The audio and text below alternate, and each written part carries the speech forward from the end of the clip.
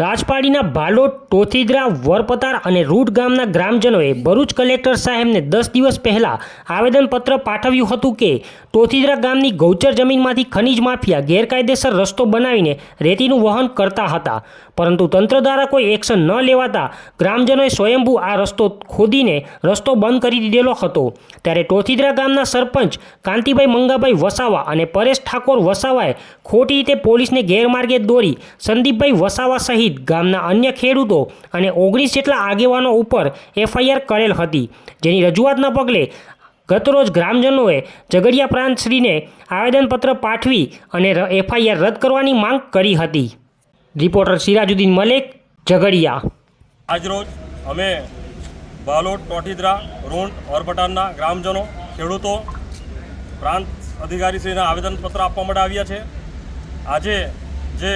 ટોઠીદરા ગામમાંથી ગૌચરની જગ્યામાંથી જે રસ્તો બનાવીને ગેરકાયદેસર રીતે રેતીનું વહન કરવામાં આવી રહ્યું હતું, એના વિરોધમાં અમે 10 દિવસ પહેલાં કલેક્ટરશ્રીને આવેદનપત્ર પાઠવ્યું હતું અને 7 દિવસનું અલ્ટિમેટમ આપ્યું હતું કે 7 દિવસમાં કોઈ તંત્ર એક્શન નહીં લે તો અમે ગામના ગ્રામજનો, ખેડૂતો જાતે મળીને આ ગૌચરમાંથી જે ગેરકાયદેસર રીતે રસ્તો બનાવેલો છે રેતીનું વહન કરવા માટે એ ખોદી નાખીશું। તંત્રએ આમાં કોઈ કાર્યવાહી ન કરતાં અમે સમગ્ર ગામના લોકોએ આ રસ્તો ખોદીને આ વહન થતું અટકાવ્યું હતું, જેમાં ગામનો જે સરપંચ છે કાંતિ મંગા વસાવા અને અન્ય ઈસમ પરેશ ઠાકોર વસાવા જે આ ગેરકાયદેસર પ્રવૃત્તિમાં સંડોવાયેલા હોય, અગાઉ પણ આ ઈસમો એ ટોઠીદરા ગામમાં નર્મદા નદી પટમાંથી 3.25 કરોડની રેતીની ચોરી કરી હતી, જેનો દંડ આજ દિન સુધી વસૂલવામાં નહોતો આવ્યો, જેના કારણે ફરીથી આ ઈસમો આ ગેરકાયદેસર પ્રવૃત્તિને વેગ આપતા હતા, જેના કારણે સમગ્ર ગામના લોકો કંટાળી ગયા હતા। પરિણામે ગામજનોએ જાતે ગૌચરમાંથી રસ્તો ખોદી નાખેલો હતો અને આ રાખીને મારા સહિત બધા અમારા આગેવાનો પર, ગામના ખેડૂતો પર, ગામજનો પર આ લોકોએ તંત્રની મિલીભગતથી અમારી પર ખોટી એફઆઈઆર કરેલી છે। અમારી માંગણી છે કે આ ખોટી એફઆઈઆર રદ કરવામાં આવે અને જે આ ગેરકાયદેસર રસ્તો ગૌચરમાંથી જે બનાવેલો છે એ ગૌચરમાંથી જે રસ્તો ગેરકાયદેસર વાહનોને અવરજવર માટે બનાવેલો છે, કાયમી ધોરણે આ વાહનોનું અવરજવર ત્યાંથી બંધ કરવામાં આવે। અને અગાઉ પણ ટોઠીદરા ગામમાં આ જ ગામના લોકોએ ગ્રામસભા ભરીને આ વાહનોની અવરજવર અટકાવેલી હતી, તેમ છતાં પણ સરપંચે આ રેતીના 2 નંબરના ધંધા કરવા માટે ગામના ઈસમ પરેશ ઠાકોર સાથે મળીને ખનીજ માફિયાઓ સાથે સાંઠગાંઠ કરીને ફરીથી આ રસ્તો ચાલુ કરીને ખેડૂતોને નુકસાન પહોંચાડવાનું કામ કર્યું છે, ગ્રામજનોને નુકસાન પહોંચાડવાનું કામ કર્યું છે। હવે જ્યારે આ લોકો ફરિયાદ કરી છે ત્યારે એ લોકો સહકાર બને છે અને ઉલટાના ચોર કોટવાલ કો દંડે એ રીતે ફરીથી એ લોકો 4 ગામના ખેડૂતોનો અવરજવર કરવાનો રસ્તો છે એ રીતના ખોટી સહાનુભૂતિ દર્શાવીને ખોટી એફઆઈઆર કરી છે। અહીંયા ગામના ખેડૂતો પણ અહીંયા ઉભેલા છે, એ ખેડૂતો પણ અહીંયા આપણને કહેશે કે આ રસ્તો ખરેખર ખેડૂતોનો તો છે જ, પરંતુ ખેડૂતો માટે કોઈ દિવસ કામ લાગતો નથી। ખેડૂતો તો ખેતરમાંથી આ રસ્તા પર અવરજવર કરે છે, પરંતુ આ રસ્તા પરથી 2 નંબરમાં ગેરકાયદેસર રીતે ખનીજનું વહન રાત દિવસ કરવામાં આવે છે, જેની સામે અમારો વાંધા વિરોધ છે। ઝઘડિયા તાલુકાના ભાલોદ ગામમાંથી જે ગૌચરની જમીનમાંથી જે રસ્તો કરવામાં આવ્યો હતો આ ખનીજ માફિયાઓના કાળા ધંધા કરવા માટે,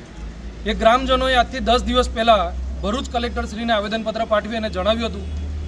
કે તંત્ર દ્વારા જો આની અંદર કોઈ નક્કર પગલાં નહીં લેવાય તો દિન 7ની પછી ગ્રામજનો જાતે સ્વયંભૂ આ રસ્તો બંધ કરશે। અને એ રસ્તો બંધ 2 દિવસ પહેલાં ગામના આગેવાનો અને જે કંઈ પણ ખેડૂતો છે એ લોકોએ ભેગા મળી અને રસ્તો બંધ કર્યો। એ વિડીયોની અંદર ગેરકાયદેસર ચાલતી રેતીની જે ગાડીઓ છે એ પણ અંદર દેખાય છે, સાથે જ રોયલ્ટી વગરની ગાડીઓ છે એ પણ દેખાય છે,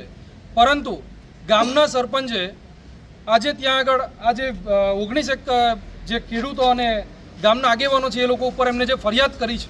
એફઆરઆઈ કરી છે, એમાં કોઈ જગ્યાએ એવો ઉલ્લેખ નથી કર્યો કે ત્યાંથી ગેરકાયદેસર જે રેતીની ગાડીઓ જતી હતી, રોયલ્ટી વગરની જે ગાડીઓ જતી હતી એ લોકોના વિરુદ્ધમાં કોઈ એફઆરઆઈ કરવામાં નથી આવી। ત્યારે પોલીસે પણ આની અંદર સાવચેતીપૂર્વક ધ્યાન આપી અને તપાસ કરી અને પછી એફઆરઆઈ કરવાની જરૂર હતી, પરંતુ પોલીસને તંત્રનું દબાણ આવે, જ્યારે રાજકારણીનું દબાણ આવે એટલે પોલીસ જેમ બને એમ બલ્કમાં જ્યારે એફઆરઆઈ કરતી હોય એવી રીતે વારે ઘડીએ એફઆરઆઈઓ કરતી જાય છે। પરંતુ અમે પોલીસનું પણ ધ્યાન દોરાવવા માંગીએ છીએ કે ક્યાં સુધી તમે આવી રીતે એફઆરઆઈઓ કરશો। આજે ગ્રામજનો હેરાન થાય છે એ કોઈ પોલીસને દેખાતું નથી, પરંતુ જ્યારે ગ્રામજનોના હિતની વાત હોય ત્યારે પોલીસ પાછા હાથ ખેંચી લે છે અને આવા ભૂમાફિયાઓ, આવા જે ખનીજ માફિયાઓ છે એ લોકોને છાવરવા માટે વારે ઘડીએ પોલીસ એ લોકોના કહેવાથી એફઆરઆઈ નોંધી દે છે, ત્યારે આજે સમગ્ર ગામજનો સાથે અહીંયા ઝઘડિયા પ્રાંત સાહેબને આવેદનપત્ર પાઠવવા માટે આવ્યા છે. જો એફઆરઆઈ રદ નહીં થાય તો આગામી જે કંઈ પણ કાર્યક્રમ હશે એ ગાંધી ચિંધ્યા માર્ગે અમે આપીશું.